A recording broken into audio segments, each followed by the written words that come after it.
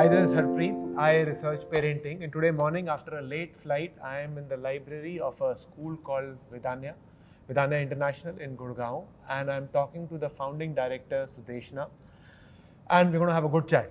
Yeah? Yeah. But great choice of place, the library. It's, I believe, the heart of the school. Yeah? The library is important because we want this to be a space where they can make it their home. Because only when, if you have the rigor of chairs, tables, sitting down, reading, many of the children don't want. Because there's so much of stimulus other than books nowadays, right? You can't force them to read a book unless they find the book interesting.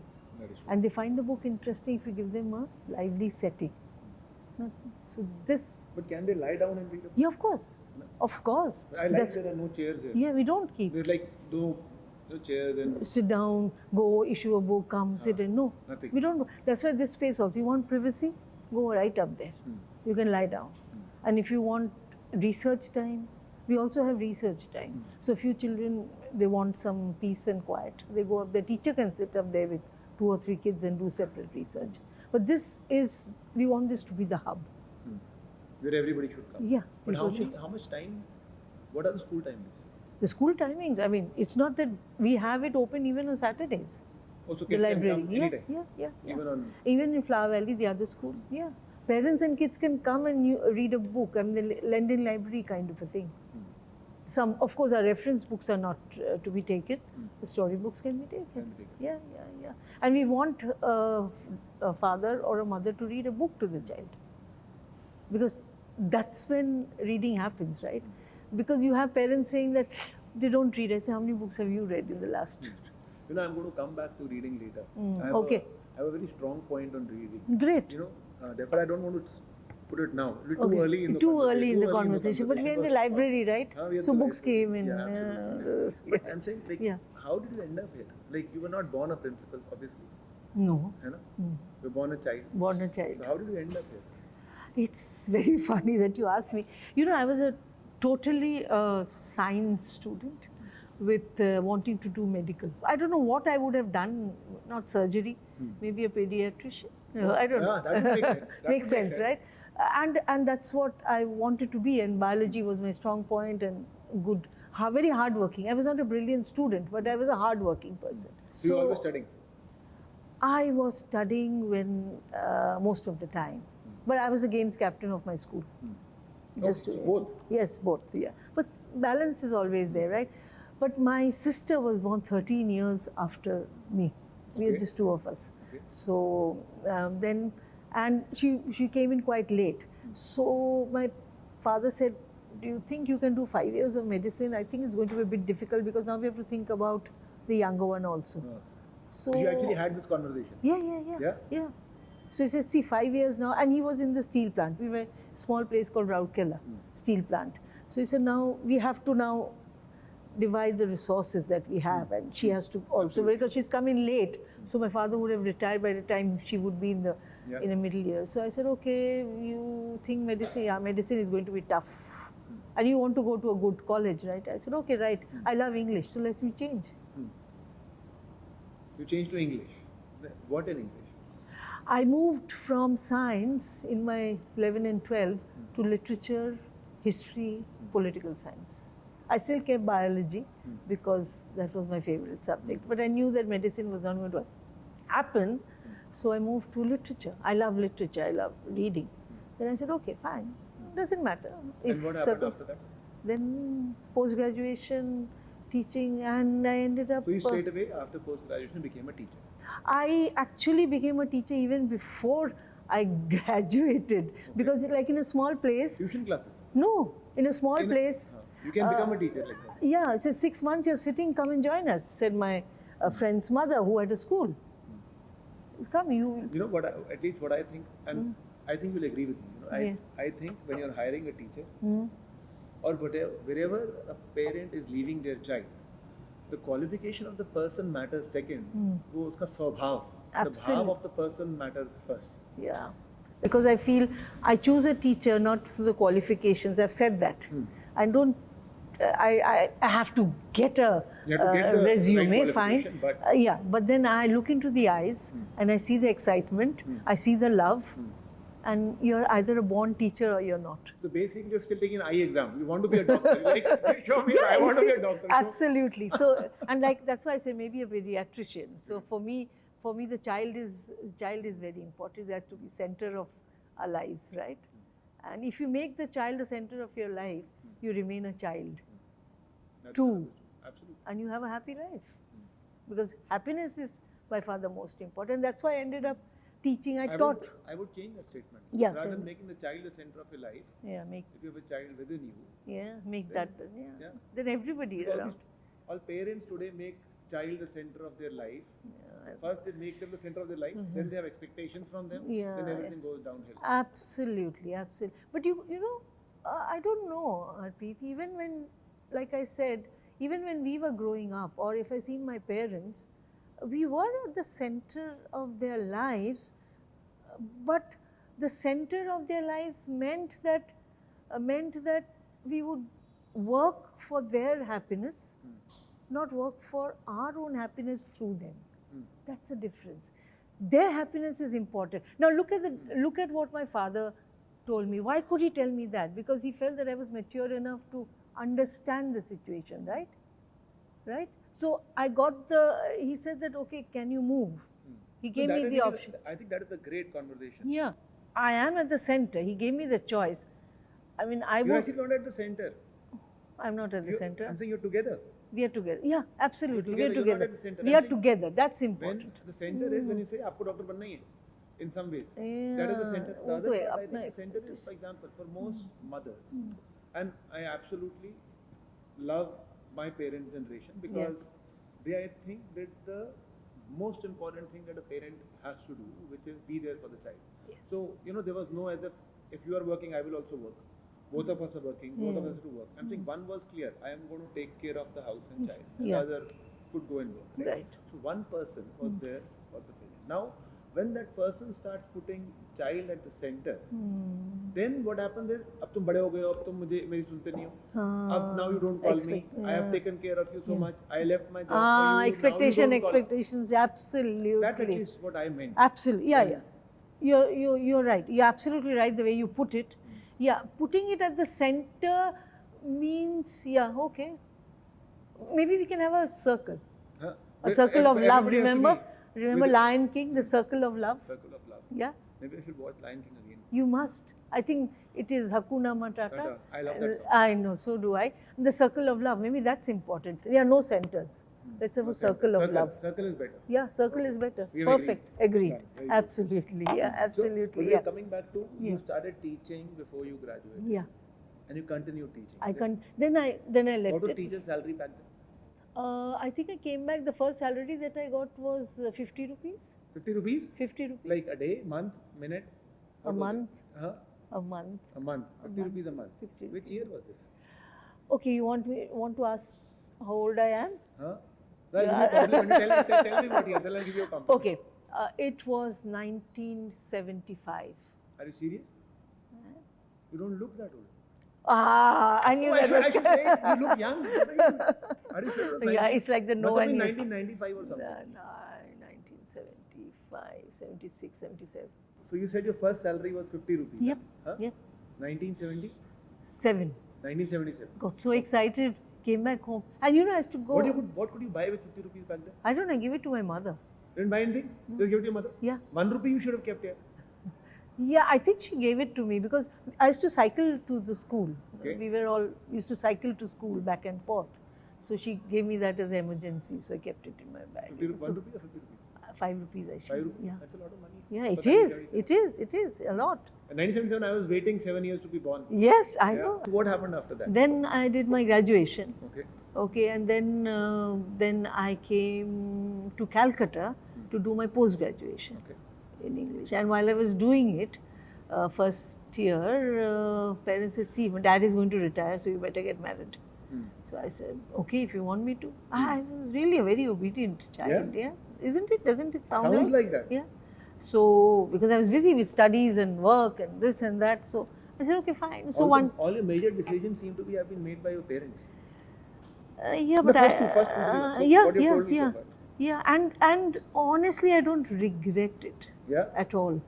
I'll tell you why. How Because old were you then? the first decision about... When you got married? I got married when I was, 22. 22. Okay. 18, 19, 20, 21, 22. Yeah, 22.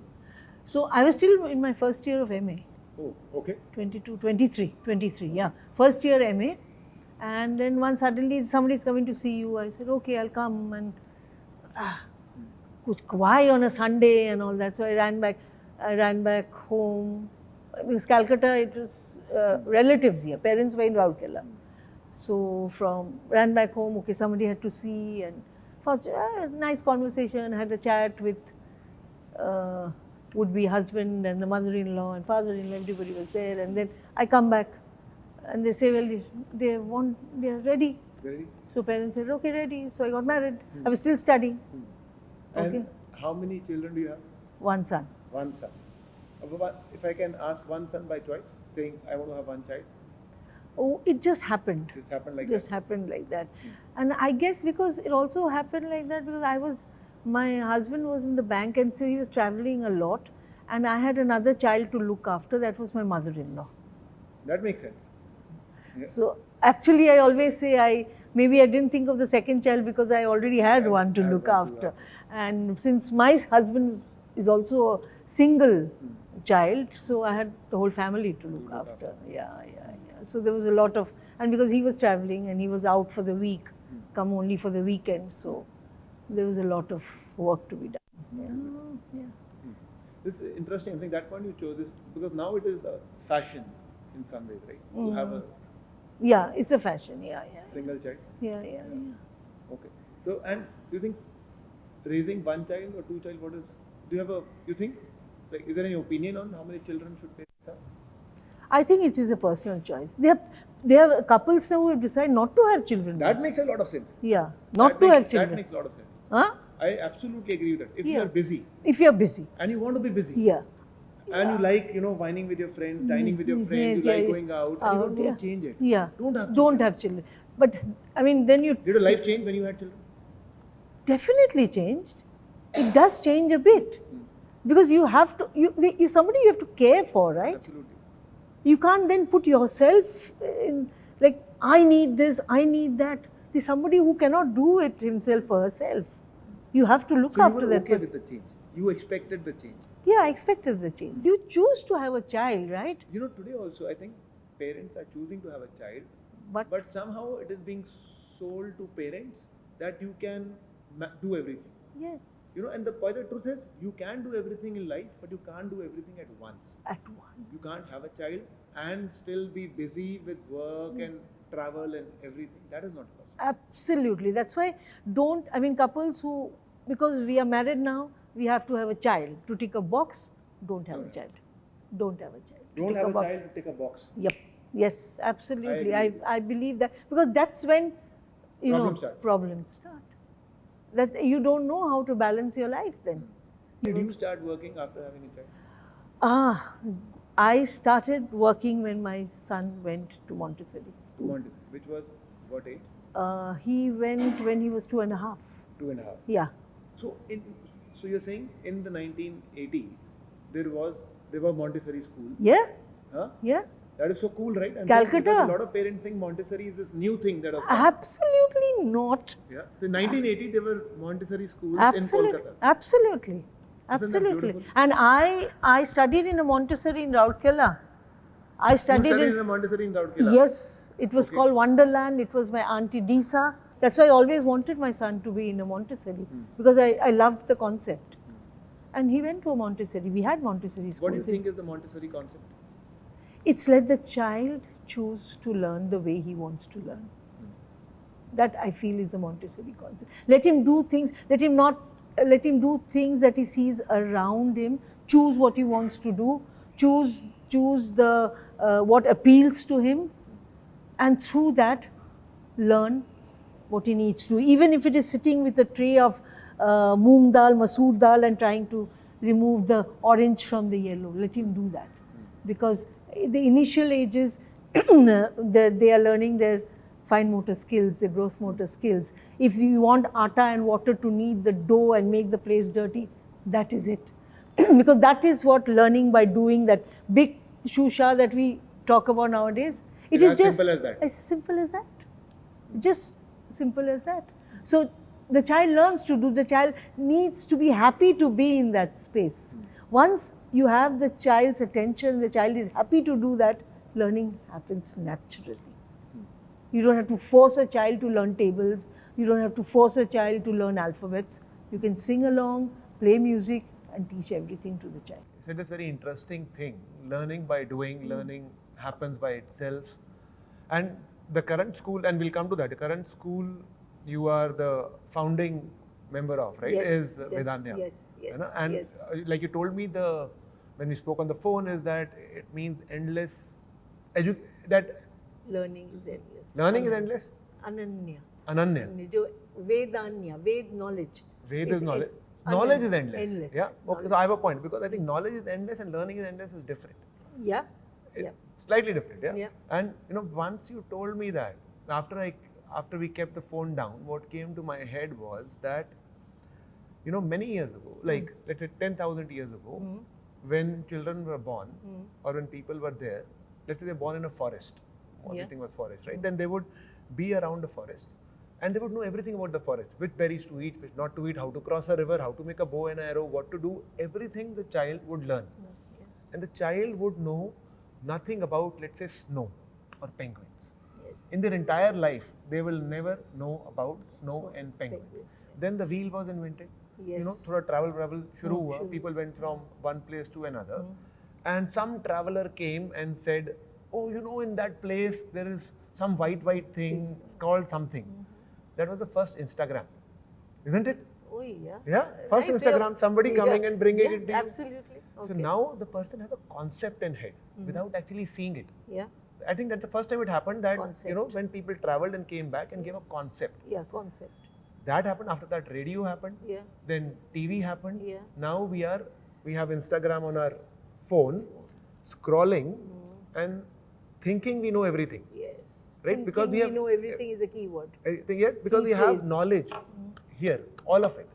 And I think when all of this happened, this era of endless education also started, which is that, I can teach through a book. So let me teach everything through a book because I can teach more, right? So books started to form and then knowledge got segregated, physics, chemistry, maths, and I will teach it this way. Yeah. But now, because what has happened in the last 1 year and with ChatGPT and everything coming out, is what I feel is people will, I think, finally realize, schools will also finally realize that you can get as much knowledge as you want. Machines will always be better than you at knowledge, at absorption of knowledge. And that reminded me of the name of the school. And the reason I say this is because of what you said you believed in, which is that the key thing that matters is this learning by doing. That learning is endless. Yes. And you can learn whatever you want, Yeah.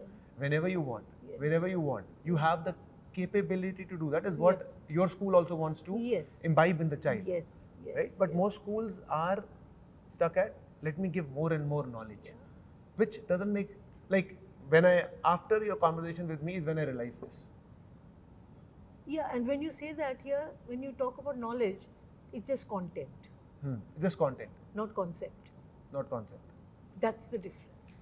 When you're doing something, the concept becomes clear. You may not have any content. The concept becomes clear.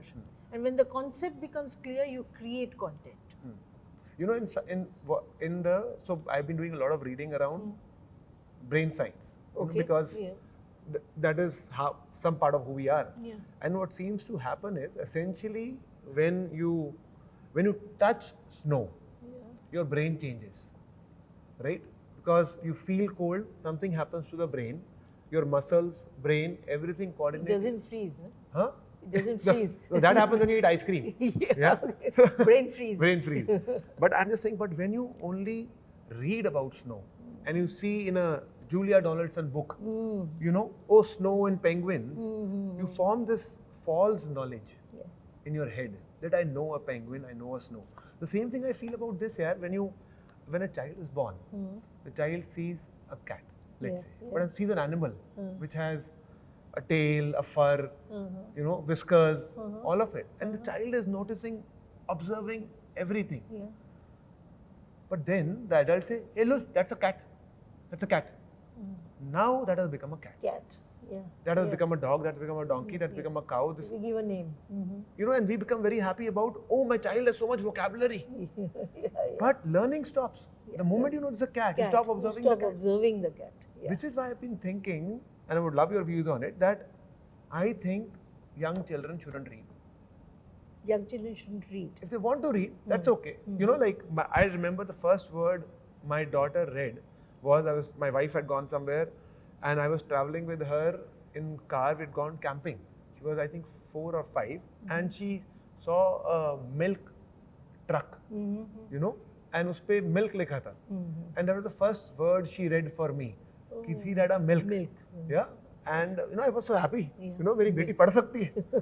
But I'm just saying that to me it seems like this is leading to children which says, I know it, I know it, I know it. And creating this false living with the mind, knowing with the mind, it doesn't translate to practicality, doesn't translate to anything at all. Just false knowledge. So I love books, I read books, right? But I think it is leading to separation of body and mind. And because, you know, हमारे time पे भी किताबें थी, but कम थी. आपके time पे और कम थी. It was there, but you know, it wasn't कि हाँ किताब पढ़नी है. You have to become knowledgeable. Your vocabulary should be high. This was not there. Learning was more happening by doing, but it is becoming more and more of saying, read and learn. Parents are very worried about the child reading or not reading. No, but here I'll tell you what, the reading, why they are not reading is because they feel that they're not taking a book and they're taking the electronics. Now the fight is that. The fight is between the book and the mobile. Yes, the fight is that. That's why they would prefer a book over mobile. book so I would over prefer a book over a mobile.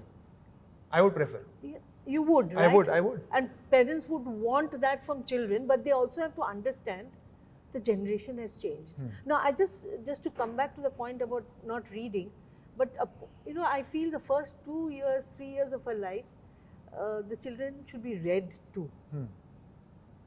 The mother or father should be reading out to them because they can't read the beginning, right? So I believe that it opens the mind out, it makes them think, it makes the imagination that comes from reading, being read to. But you now know, I'm asking about, I'm talking about being read to in the initial ages, helps the child to open out and imagine and think. Because then we don't have to say, okay, I want the child to look at the fur and the claws and the whiskers and watch it purr, and they said, Alice in Wonderland, was that the cat? Then it would make sense. If the parent doesn't say it's a cat and the child comes down to it because he or she has heard this story and understood, okay, so this is a cat, that makes sense, right? So being read to in the initial stages is good. Okay, now coming, I mean, read to, not no, read, yes, okay? But now coming to why they're insisting on reading is because of screen. Because of screen. So, but yeah, tell me, I used what to are be your very happy views? about it क्योंकि मेरी बेटी mobile नहीं देख रही है, किताब पढ़ रही है. You know, उसको किताब पढ़ते पढ़ते चश्मा लग गया. I think that is there because किताब भी तो ऐसी पढ़ रही है. And you know, research basically says all the monks who get introduced to their monk life early, they get chashma. You know, we think of chashma as from mobile. Chashma comes from reading. Reading. 90% of young adults in Hong Kong now have chashma. 90%. But coming to the point we were discussing, which is when I realized that, oh dude, reading is taking away time from my daughter for doing. Like this doing, you know, reading better than screen, but doing like is always, clear, always, like out of the screen. Out of the screen. Absolutely. I'll get, see, that's where the school comes in, I always believe. Where school, we should not just, the teacher should not come into the class and say, now open your books, page 84 and let's read. That should not happen. That should not be. If you want to teach them about what? Give me an example. You want to teach them about the universe. Draw it on the board. Create satellites and the sun and the moon with cutouts. Let the children form the constellation in class. You know, because you mentioned this and you mentioned that you went to a Montessori. Yes. Your son went to a Montessori. Yes. You are a principal in an international school. Yes. What is the difference between international and Montessori? Nothing. Same. Same. Because these are just words. It's just words. They're just words. So The ethos because is parents in keep writing to me, right, saying should I choose an IB or should I choose a Montessori? You can't compare. I mean, IB, Montessori is a pattern of teaching for young children. IB is a curriculum that's designed for students, especially where parents travel from one place to another. That's how it was formed, IB. IB was formed because there were so many, especially who were going across continents, the children were facing a lot of difficulty because each city, each continent had their own, ways of curriculum, and it was very difficult. So, okay, let's form an international board. Oh, that is the history of IB? Yeah, that's the history. That's how it came about. That travel has increased. Yeah, and children need to have some stability in the curriculum that they're doing. So the international baccalaureate started. So you think the fundamental principles are the same? Yeah. And of Everything. Montessori and... That's what I'm saying. I mean, there is no difference. It's in the ethos of what you believe the best way for a child to learn. And the NEP, I'm coming to the NEP because NEP 2020 is now talking about that. We have to focus on how the child learns and not what the child learns. So that how the child learns has always been the focus of Montessori for GCSE, IGCSE, AP, our Gurukul system. वो तीर चला के ही तो सिखाते थे ना कैसे तीर चलता है, लिख के नहीं, ड्रॉ करके नहीं सिखाते थे. That's a beautiful example कि तीर चलाना सीखना है तो तीर चलाना पड़ेगा. वो पढ़ के एंगल करो, ये करो, ऑब्ट्यूस एंगल, उससे तीर नहीं चला सकेंगे. नहीं चला सकेंगे. हॉकी भी किताब में कैसे हॉकी खेलना है, you have to do this, move from here to there, नहीं. Go to the field and play hockey. That's how you learn hockey. So you think, so you're saying IB is about doing? Yes. Is that what it is? Yes. Similarly, Montessori is about doing. Doing, yes. What about all these others? IGCSE? They all follow they follow the same. They follow the same principle. Okay. The only thing is the choices of subjects, and the most important is how capable are the teachers who are presenting. This is something I say to almost every parent will write. I will say, if a school calls it's a Montessori, don't believe it. If a school calls it's an IB or whatever, I'm saying don't believe it. Saying कि IB है तो ठीक है या Montessori है तो ठीक है. Never. Go meet. Always. And you read about what you want for your child for this curriculum and see whether you feel it or not. Absolutely. I always say that. You go, if you feel it's an open place, the teachers are ready to explain to you what's happening. The principal is ready to talk to you. You go around, sit, see whether it suits a child. It's not that it will always suit a child, Harpreet. Give me an example of that. I'll tell you a very simple example. When I was in École Mondiale, Bombay, I was the coordinator, the diploma coordinator. Okay. And it was, École Mondiale is one of those top schools. So I used to get parents coming in. I want to send my child to America. I said, very good. You send your child to America. मुझे IB करवाना है. I said, see, IB is not to send children to America. That's the first myth. One doesn't do IB because children have to go abroad. One does IB because IB is one of the toughest curriculum that teaches a child that onus is on you, not the teacher. You are responsible for your education, right? So he said, नहीं मुझे America भेजना है. I said, ठीक है America भेजना है कि क्या करेगी? Art. I said, okay, fine. Art. I am mentioning art because How old is the child? No, child is 16. Okay. He's coming only for the diploma program, 17, 18. I said, art is good. Art is good because visual arts is a separate subject in the IB, which unfortunately has not yet come into our Indian curriculum system. Okay. So I said, fine. And this is my son, उसको मुझे engineer बनाना है.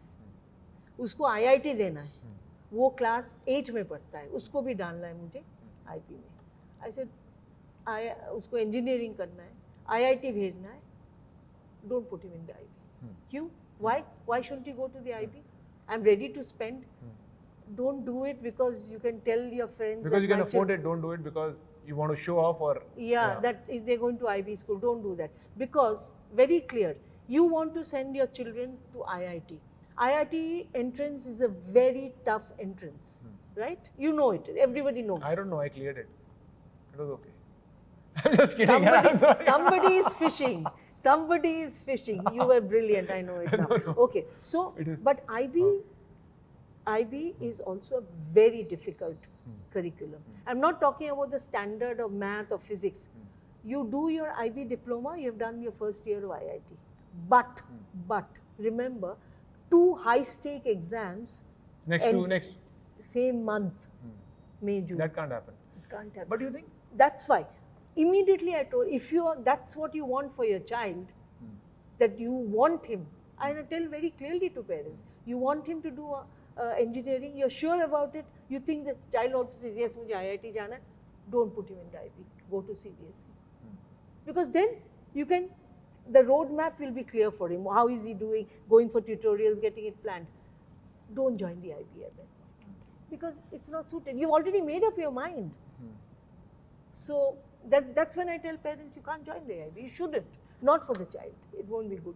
You know, it is because we are talking about, we went to older children here. No, which is absolutely okay. But I'm just saying, you know, the interesting part is the parent is saying, I want this for the child.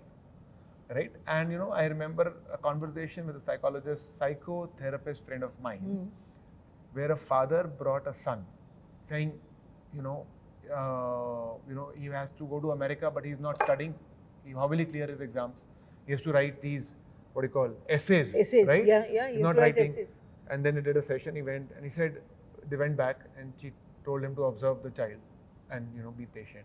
They went back, came back, he's still not writing. I wrote all the essays for him, and my friend who's a great psychoanalyst said, you have to go to US or he has to go to US.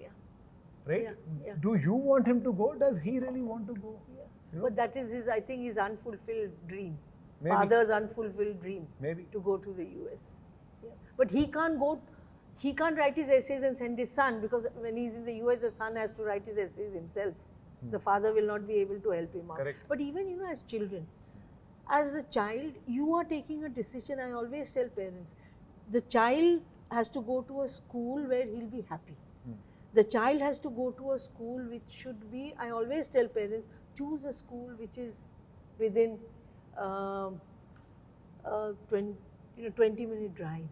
Close to home. So that a little fellow or little girl is not traveling.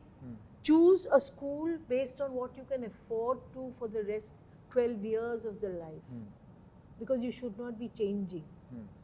Unless, of course, circumstances for transfer. Yeah. Choose a school where you go and you feel, yes, the people are open.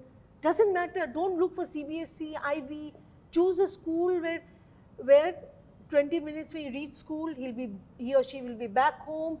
They have good teachers. There's a lovely atmosphere. Choose a school based on that.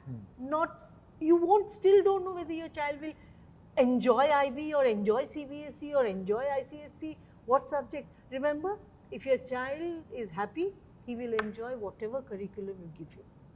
Later on, you want to give him an opportunity. Honestly, Harpreet, I tell everybody, till graduation, our Indian system is still very, very good. Very, very good. Very, very good. Very, very good. Yes, but there's a caveat here. Because we have this entire young population which is so high, we do not have enough good colleges for admission. That's why for the average student, where the parents can afford, they're thinking of sending them abroad. And for that, they said, okay, let's go for an international curriculum which will help. But again, like I say, the international curriculum will not always help. Earlier also, lots of my students, I taught in St. Xavier's, Calcutta for many years, right? And that's a ICSE school. Every year we had 10% of a student going abroad. तो हमें हर जगह से जाते हैं. हर जगह से जाते हैं. वही तो मैं बोल रही हूँ. You can be in a CBSE school, ICSE school and still go abroad. IB and GCSE, IGCSE is not for going abroad. Be very clear about that. So what are they about then? It is about a joyful environment for your child, where child learns to learn by himself or herself. And there will be 24 in a class. So less kids per class? Yes. You think that is better? equation, you have 60, 50, 40 in a class, one teacher. Here, till a certain age, there are 24 in a class and 2 teachers.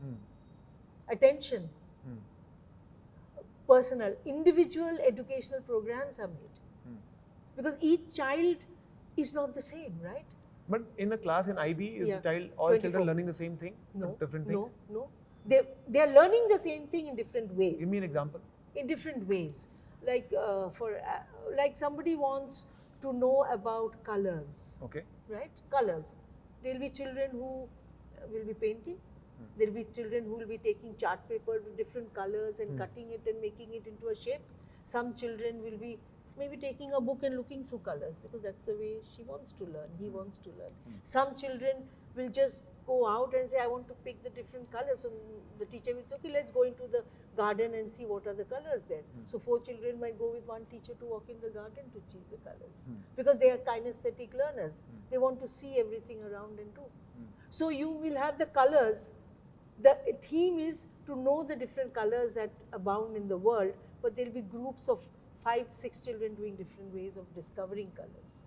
You know, there's something also I think about. Yes. Do we need to teach a child colors?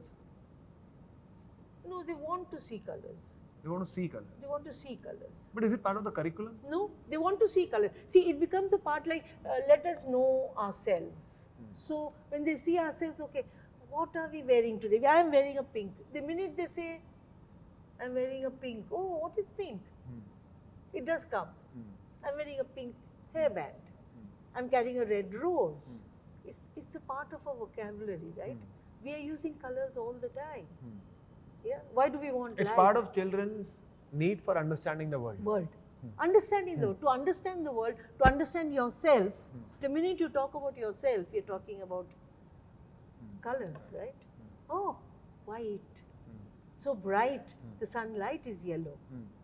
So brightness is that. Why are the stars twinkling? That's silvery twinkling. So it's what they see around us. Oh, it's raining. Oh, so the sky is not blue. It's grey.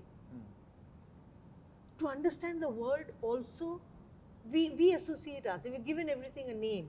We've given everything a name. So color is also a name, a vocabulary. Yeah. So this, by the way, I'm saying is something I fundamentally believe, which is that a child, and then I'm saying, you know, I think, and the pedagogies like Montessori, Waldorf, they knew it. They knew it. Now it is being proven by brain science, which is a child's brain. The idea for a child's brain is not to become intellectual. The idea of a child's brain is to keep the child safe. Safe.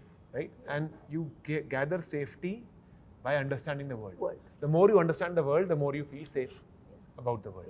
Right? Which is what you also mentioned. Yeah, so we need to know what is hard and what is soft. We need to know what will hurt us. We need to know this is rock and this is mud. And this is the tree which is soft and the flower which is smooth. Right? I think we want to know through by doing. Yeah.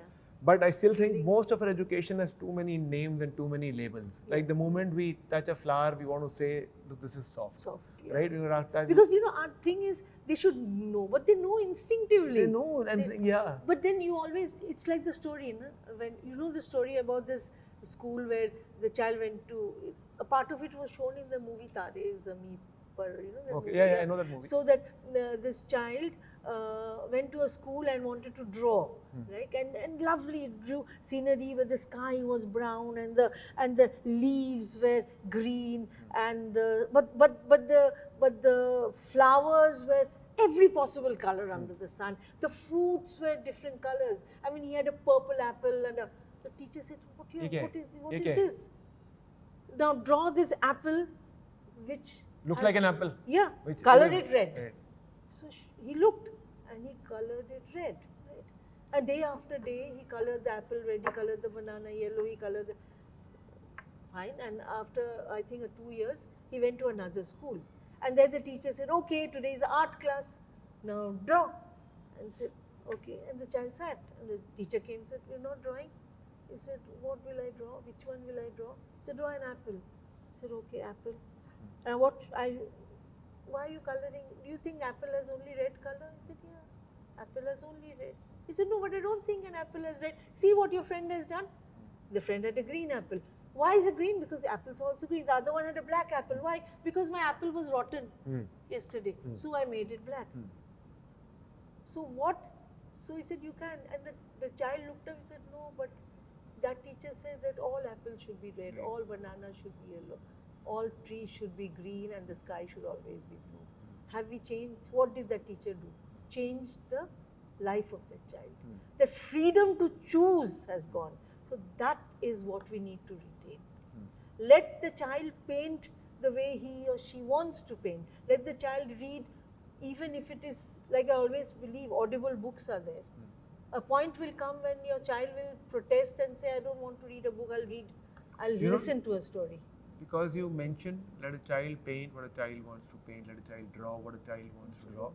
I was reminded of this. So this is a guy called Jinan, who runs Ek Foundation.